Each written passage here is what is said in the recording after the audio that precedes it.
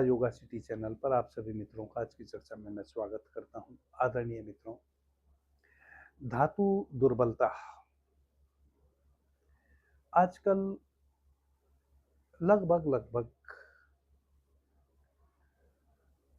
80% पुरुष धातु दुर्बलता का शिकार हो चुके हैं। शरीर तो काफी मोटा सुल्ला मिलेगा, शरीर पे चर्बी भी खूब मिलेगी, पेट भी निकला हुआ मिलेगा, परंतु केवल चर्बी मिलेगी शरीर में। चेहरे पे कोई तेज नहीं, शरीर में कोई बल नहीं।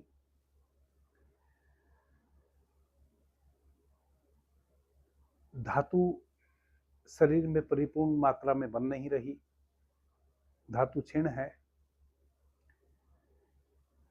कुछ भी कार्य करें तुरंत थक जाते हैं। पौरुष शक्ति बिल्कुल खत्म, लगभग समाप्त। उसके लिए भी उलट सिलट चीजें सेवन करते हैं, नशीली, जो और घातक है। नशीली कुछ औषधियां पौरुष शक्ति को बढ़ाने के लिए सेवन करते हैं तो क्षणिक लाभ तो उसका मिलता है, परंतु कुछ ही दिनों में, महीनों में नहीं, वैसी स्थिति बन जाती है कि जमा में से भी घट जाते हैं, पहले जैसी भी स्थिति नहीं रहती। लगातार फिर नशीली औषधियों का सेवन करना पड़ता है और धीरे धीरे उस नशीली औषधियों का सेवन करने से उनके आदि और बन जाते हैं। और यह मैं देख रहा हूं कि लगभग मैं पूरा भारतवर्ष घूमता रहता हूं, सब जगह एक ही जैसी स्थिति है। पौरुष दुर्बलता, धातु दुर्बलता 80% लोगों की यह समस्या बन चुकी है। मैं 80% लोगों की समस्या क्यों कहता हूं? मेरे पास कोई ऐसा यंत्र नहीं है, या ना ऐसा कोई मैं सर्वे कराता हूं, ना हमारे पास वैसी कोई सुविधा है, ना उपाय है, और ना हमें जरूरत है। 100 व्यक्ति यदि अपने शरीर की समस्या मुझे कहते हैं तो उसमें 80 लोग वैसे हैं जो धातु दुर्बलता के शिकार हैं। 20 लोग वैसे हैं जो और कोई अन्य समस्या बताते हैं। इससे मुझे पता चलता है कि 80% लोग धातु दुर्बलता के शिकार हो गए हैं। अब खान पान कैसा हो, क्या हो, उस पर तो दुनिया भर के भाषण दिए जा रहे हैं।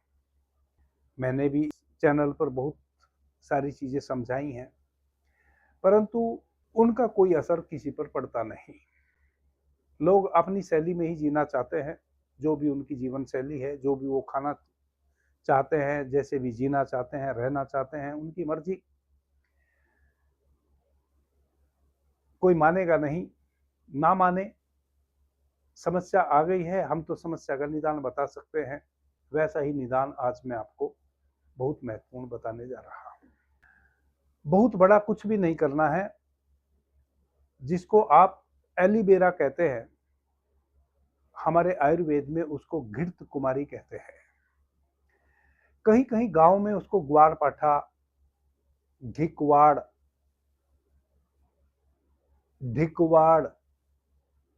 या और कई नामों से भी जाना जाता है।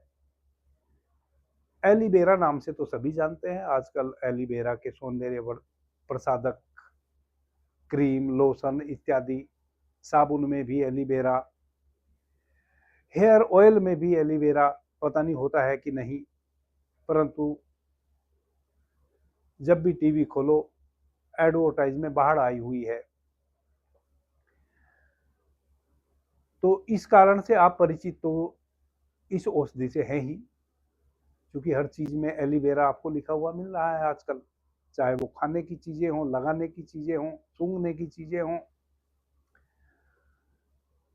हर चीज में एलोवेरा। यह बड़ी सहजता से उपलब्ध हो जाता है। आप अपने घर के गमले में लाके एक छोटा सा पेड़ लगाएंगे, कुछ ही दिनों में वह पूरा झुंड बन जाएगा। उसके बाद वह कभी समाप्त भी नहीं होगा। आप उसमें कनस निकलती रहेंगी, उनको अलग अलग गमले में लगाते चले जाइए, वह पूरा फैलना शुरू हो जाएगा।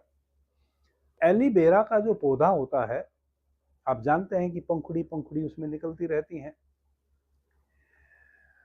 उसकी जड़ होती है जहां से पंखुड़ी निकलती है। तो पंखुड़ी को हटा के, जैसे ये पंखुड़ियां निकली हुई हैं, इन पंखुड़ियों को हमने हटा दिया और यह उसकी जड़ बच गई। जहां गुद्दा नहीं है, एलोवेरा की जो पंखुड़ियां हैं उसके अंदर जो गुद्दा होता है, वह गुद्दा जहां समाप्त हो जाता है, नीचे की जो जड़ है वह जड़ आपने ले लेनी है। उस जड़ को छोटे छोटे टुकड़े में काट के सुखा लेना है, छाया में रख के। इस प्रकार से आप एलोवेरा का पेड़ उखाड़ें, उसकी पंखुड़ियों को हटा दें और नीचे की जड़ ले लें। उस जड़ को फिर काट के छोटा छोटा छाया में सुखा लें। छाया में सुखा के उसका चूर्ण बना लें बारीक। एक व्यक्ति के लिए 200 ग्राम चूर्ण इनफ है, काफी है। धातु की दुर्बलता से इंप्रूव होने के लिए, यानी कि सभी धातुओं की वृद्धि शरीर में हो जाए, धातु दुर्बलता खत्म हो जाए, 200 ग्राम वह एलोवेरा की जड़ का चूर्ण काफी है। करना क्या है, प्रतिदिन 10 ग्राम चूर्ण ले लेना है। आधा लीटर गाय का दूध ले लेना है रात्रि में सोने के समय।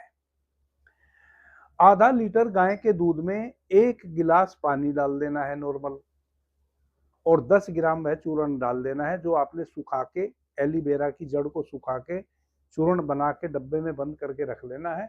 उसमें से 10 ग्राम चूर्ण ले लेना है। उस 10 ग्राम चूर्ण को आधा केजी गाय के दूध में डाल देना है। ऊपर से 300 ml के करीब दूध पानी डाल देना है दूध में। अब उसको हल्की आग पे खौलाना है। जब आपको लगे कि अब वो जो 300 ml पानी आपने डाला था वह 100% जल गया, केवल दूध ही बच गया, तब उस दूध को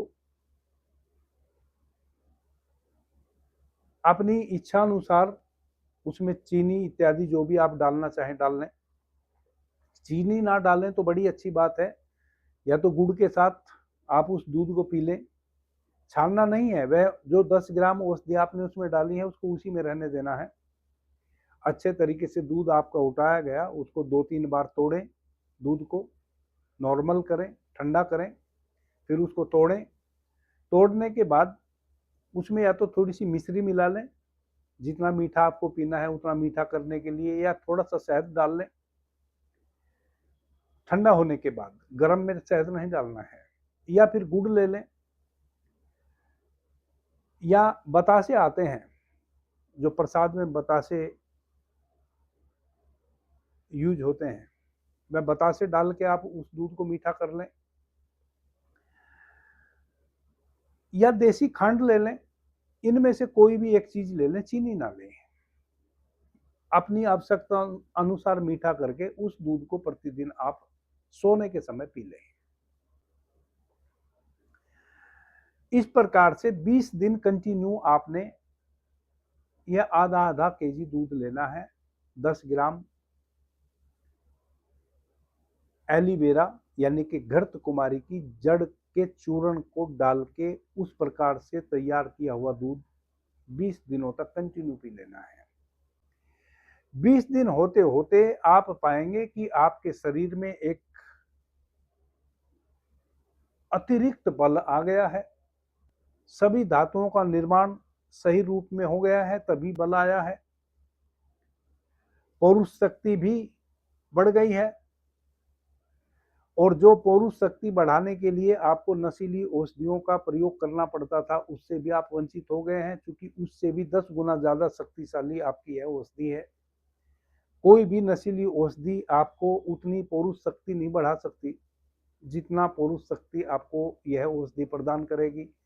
इससे आप नशीली चीजों से भी धीरे धीरे मुक्त हो जाएंगे।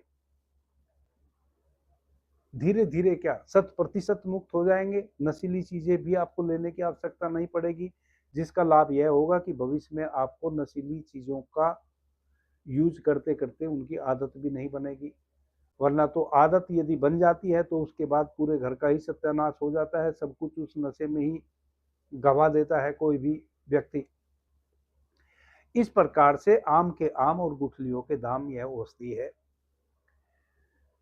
इसको बनाने के लिए आपने कुछ भी नहीं करना है। अभी वर्तमान में आप 2-4-10 पेड़ बड़े बड़े 10-10 20-20 रुपए के आ जाएंगे। किसी भी नर्सरी से खरीद के ला सकते हैं। ला के अपने गमले, एक पेड़ अपने गमले में लगा दे, बाकी पेड़ों की आप जड़ काट के उसको सुखा के अपने लिए यूज कर लें। भविष्य के लिए गमले में आपने पेड़ लगा दिया, उसमें से अनेकों पेड़ 3-6 महीने में ही सैकड़ों पेड़ उत्पन्न हो जाएंगे। आपको कुछ खर्चा भी नहीं करना। दूध तो अमूमन पीते ही हैं। अब इस चर्चा को सुनने के बाद कोई कोई मित्र कहेगा कि गुरुजी भैंस का दूध ले सकते हैं क्या? बिल्कुल ले सकते हैं। भैंस का दूध भी आप ले सकते हैं, कोई प्रॉब्लम नहीं है। भैंस का दूध लेने से थोड़ा सा आपको कॉन्स्टिपेशन हो सकता है, तो फिर आप 5 से 6 ग्राम त्रिफला चूर्ण भी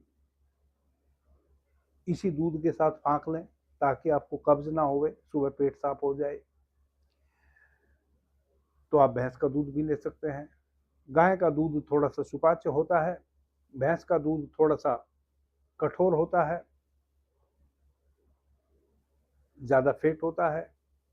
आप ले सकते हैं, त्रिफला चूर्ण खा सकते हैं रात में उसी दूध के साथ 5 से 6 ग्राम, तो कॉन्स्टिपेशन नहीं होगा। इस प्रकार से आप धातु दुर्बलता की समस्या से मुक्त हो सकते हैं, मात्र 20 दिन इन औषधियों का सेवन करके। अभी के लिए इतना ही। आपने मुझे ध्यान से प्रेम से सुना, उससे मैं बहुत अनुग्रहित हूँ। सभी मित्रों को मेरा प्रणाम, धन्यवाद। हर हर महादेव।